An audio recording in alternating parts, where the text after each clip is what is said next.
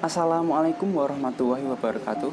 Perkenalkan, saya Teuku Rivaldi Syahputra, nomor induk mahasiswa 2020606044 dari Fakultas Fisioterapi.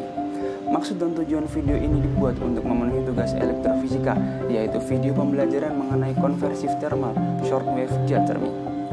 Isi video meliputi yang pertama, definisi, yang kedua, perubahan fisiologi, yang ketiga, indikasi dan kontraindikasi, yang keempat, dosis, yang kelima, cara penggunaan. Langsung saja yang pertama, yaitu definisi. Definisi shortwave geothermy.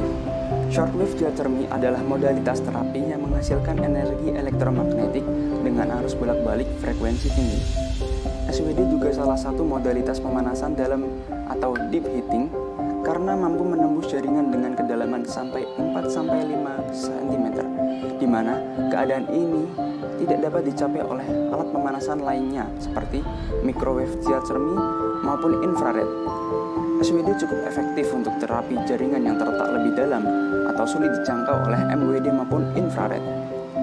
Transfer energi SWD melalui mekanisme konversi, yaitu energi elektromagnetik menjadi energi thermal. Selanjutnya yaitu perubahan fisiologi.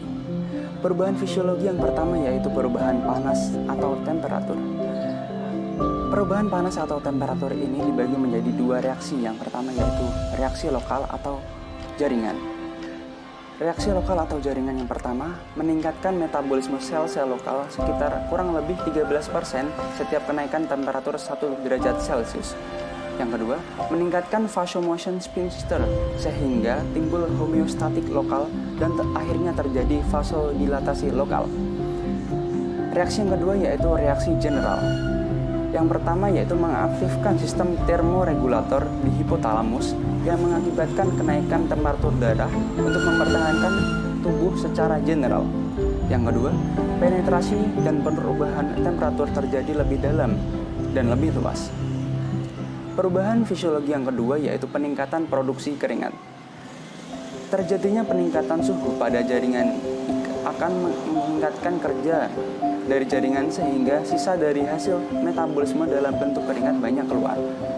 Selain itu, juga produksi keringat terjadi karena ada perubahan suhu dalam jaringan sehingga tubuh menyeimbangkan atau sistem homeostatis bekerja untuk menyeimbangkan suhu dengan memproduksi keringat. Perubahan fisiologi yang ketiga yaitu peningkatan tekanan kapiler dan permeabilitas. Terjadi peningkatan sirkulasi di jaringan, lalu terjadi peningkatan volume aliran darah di kapiler, sehingga terjadi peningkatan tekanan kapiler dan permeabilitas. Perubahan fisiologi yang keempat yaitu timbul kemerahan. Terjadinya peningkatan suhu pada jaringan akan mempengaruhi pembuluh darah, terutama pembuluh darah kapiler. Saat suhu meningkat, maka kerja pembuluh darah akan melebar. Terjadinya pelebaran pembuluh darah akan membuat aliran darah meningkat dan terjadi kemerahan di area tersebut. Perubahan fisiologi yang kelima yaitu perubahan pada jaringan otot dan syaraf.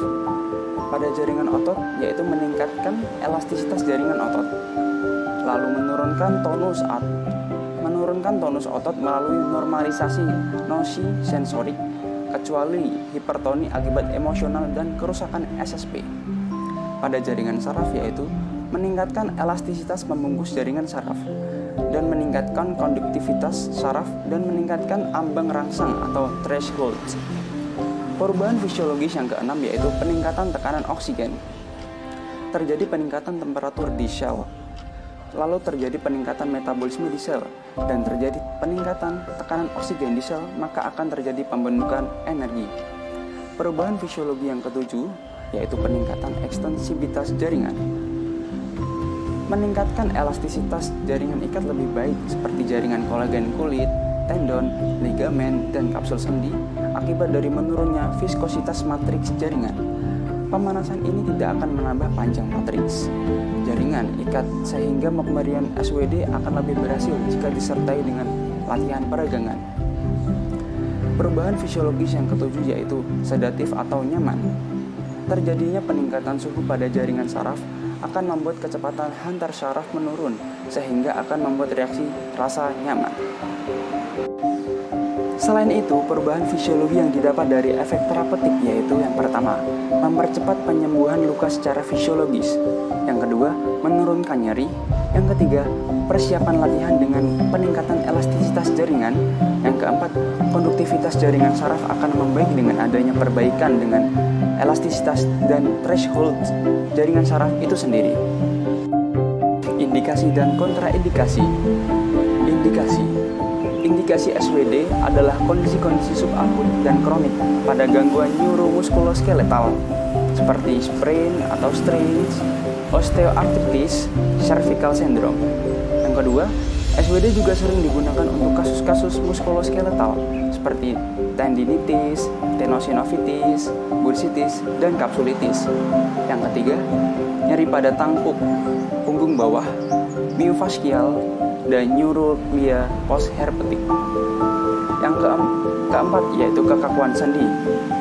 Yang kelima, relaksasi otot. Yang keenam, inflamasi kronik. Dalam hal ini, pemakaian modalitas pemanasan dalam dimaksudkan untuk meminimalkan pemanasan di jaringan permukaan superficial atau kutis dan subkitis, serta memaksimalkan pemanasan pada jaringan yang lebih dalam sehingga dapat tercapai pemulihan yang lebih cepat. Selanjutnya yaitu kontraindikasi. Kontraindikasi SWD adalah pemasangan besi pada tulang, tumor atau kanker, pacemaker pada jantung, tuberkulosis pada sendi, kondisi menstruasi dan kehamilan, regiumata atau kontak lens, implan plastik atau bone cement. Lalu ada demam, luka terbuka, inflamasi akut. Selain itu, kontraindikasi dari SWD juga gangguan pembuluh darah perifer dan yang terakhir area sensitif. Selanjutnya yaitu dosis shortwave theater. Dosis yang pertama yaitu frekuensi treatment selama 3 kali seminggu. Itu secara optimal. Yang kedua, intensitas atau bisa dikatakan suhu yang digunakan untuk terapi. Target temperatur biasanya 40-45 derajat Celcius. Karena ambang nyeri termal kira-kira 45 derajat Celcius, persepsinya dapat dipakai untuk memonitor intensitas pemanasan. Yang ketiga yaitu waktu treatment sekitar 15 menit. Yang keempat, jarak antar permukaan SWD dengan permukaan kulit yaitu 10 cm. Yang terakhir yaitu intensitas SWD sesuai dengan persepsinya nyeri pasien. Sebuah kain handuk digunakan sebagai antara dan untuk menyerap keringat yang sangat konduktif dan bisa menimbulkan pemanasan vokal yang berbahaya. Yang terakhir adalah cara penggunaan. Cara penggunaan shortwave diatherm yang pertama yaitu persiapan alat. Pastikan saklar dan semua kabel dalam keadaan baik dan semua tombol pada posisi 0. Kabel tidak boleh bersilangan satu sama lain dan tidak boleh menyentuh tubuh pasien. Yang kedua yaitu persiapan pasien. Sebelum terapi, pasien diberitahu tentang tujuan pemberian SWD dan rasa yang dirasakan hanyalah hangat, tidak boleh panas. Pasien dilakukan tes sensibilitas terlebih dahulu dengan tes panas dingin dan pasien tidak memiliki gangguan sensibilitas. Pastikan area yang terapi terbebas dari logam dan besi. Posisikan pasien senyaman mungkin. Posisi pasien yang baik adalah tidur terlentang. Yang terakhir adalah pelaksanaan. Pasien tidur terlentang, letakkan handuk di punggung bawah pasien, lalu letakkan pad elektroda, kemudian beri beban di atas pad elektroda agar tidak terjatuh. Atur waktu selama 15 menit dan naikkan intensitas sesuai dengan toleransi pasien. Kontrol pasien setiap 5 menit sekali. Tanyakan terlalu panas atau tidak. Jika alarm sudah berbunyi, matikan alat. Rapikan alat seperti keadaan semula. Demikianlah video yang dapat saya sampaikan. Apabila ada kekurangan atau kesalahan, mohon dimaafkan. Wabillahi taufiq wal hidayah. Wassalamualaikum warahmatullahi wabarakatuh.